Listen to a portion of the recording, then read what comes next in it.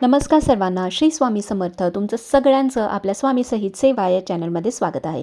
एक विनंती आहे की आमचे जर व्हिडिओज तुम्हाला आवडत असतील तर प्लीज लाईक, शेअर आणि सबस्क्राईब करायला विसरू नका.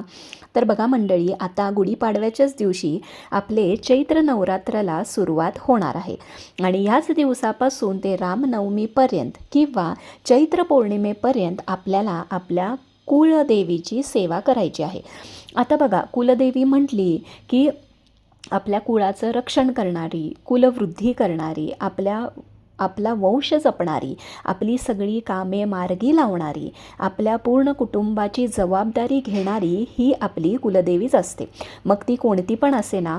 आणि कुलदेवीची सेवा करणं हे आपले प्रथम कर्तव्य आहे. कारण आपण कोणतीही अडचण आली किंवा कोणतेही शुभ कार्य जरी असेल तरी पहिली आपण कुलदेव आणि कुलदेवीलाच प्रार्थना करतो आणि आपण त्यांची आठवण करतो. तर बघा, चैत्र नवरात्रापासून आपल्याला काही विशेष अशा सेवा या कुलदेवीच्या करायच्या आहेत. तर पहिली म्हणजे तुम्ही ह्या पूर्ण आठवड्यामध्ये दुर्गा सप्तशतीचा पाठ करू शकता.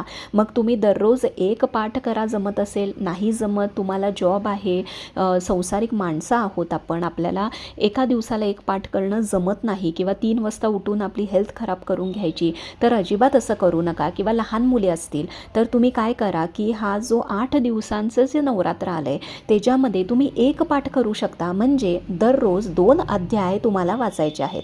त्याचबरोबर तुमच्याकडे कुळदेवीचा फोटो असेल, टाक असेल किंवा काही जर नसेल तर तुम्ही अगदी श्रीयंत्रावरती सुद्धा कुंकुमार्चन हे तुम्हाला करायचं आहे. मग तुम्ही सकाळी करा किंवा अगदी रात्री 9 वाजेपर्यंत जरी तुम्ही केलं तरी काही हरकत नाही. आणि तुम्ही जे कुंकू आधी घातलेलं आहे, आदल्या दिवशी घातलेलं आहे, तर तेच कुंकू तुम्ही परत काढून दुसऱ्या दिवशी परत तेच वापरलं तरी काही हरकत नाही. कारण ते कुंकू आपण जेव्हा कुंकुमार्चन करतो तेव्हा आपण जे मंत्र स्तोत्र म्हणतो ते सिद्ध झालेलं असतं. त्यामुळे ते एका छान डबीत परत काढून घ्या, परत तेच वापरा आणि कुठल्याही चांगल्या कामाला जाताना, मीटिंगला जाताना किंवा बिझनेस मीटिंग्सला जाताना तर ते तुम्ही लावून जाऊ शकता. आता पुढची सेवा म्हणजे दररोज तुम्ही 16 खेपा श्रीसूक्तम किंवा 16 खेपा महालक्ष्मी अष्टकमचे पठण करू शकता. त्याचबरोबर तुम्हाला जर दुर्गा सप्तशती वाचायला जर जमलं नाही तर सिद्धकुंजिका स्तोत्राचे तुम्हाला दिवसभरात 11 वेळा तुम्हाला हे जे पाठ करायचे आहेत किंवा 11 खेपा हे स्तोत्र म्हणायचे आहेत. म्हणजेच तुम्हाला दुर्गा सप्तशती वाचल्याचं फळ तुम्हाला मिळतं. आणि आता आपल्याला माहितीच आहे की आपण रामनवमीपर्यंत 8 दिवस ही सेवा करणार आहोत. तर तुम्हाला दररोज रामरक्षा जी प्रभू श्रीरामांना अत्यंत प्रिय आहे ती तुम्हाला रामनवमीपर्यंत दररोज संध्याकाळी उदबत्ती लावून 1 खेपा तरी तुम्हाला ती संध्याकाळची म्हणायची आहे. आता घरी सोबत मुलं असतील तर त्यांना घेऊन बसा, म्हणजे त्यांच्या कानावरती ते मंत्र पडतील किंवा ते स्तोत्र पडेल आणि हे अत्यंत खूपच शुभ आणि तेवढं शक्तिशाली स्तोत्र आहे हे तुम्हाला माहिती आहे. म्हणजे त्यांचं पण पाठ होऊन जाईल.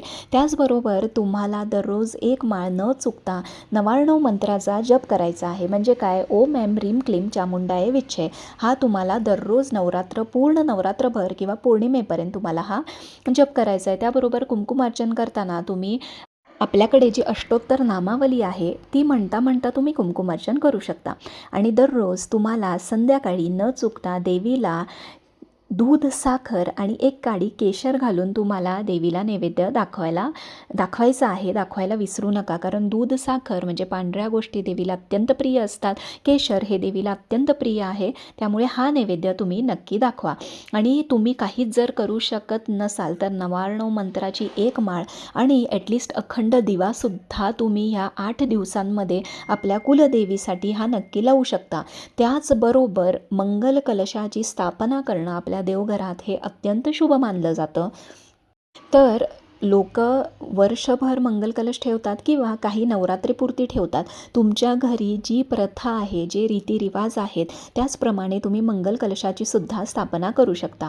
तर बघा, जसं शारदीय नवरात्र खूप मोठं आणि महत्त्वाचं असतं तसंच चैत्र नवरात्रसुद्धा खूप महत्त्वाचं आणि खूप विशेष असं मानलं गेलेलं आहे.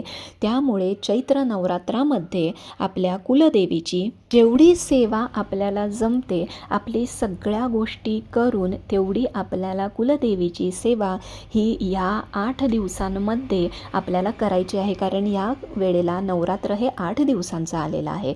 तर करायला विसरू नका. जर तुम्हाला पहिल्या दिवशी जमलं नाही, बाकीच्या दिवस करा, किंवा दुसऱ्या दिवशी जमलं नाही, ॲटलिस्ट 1-2 दिवस मंगळवार शुक्रवार तरी ही सेवा नक्की करा.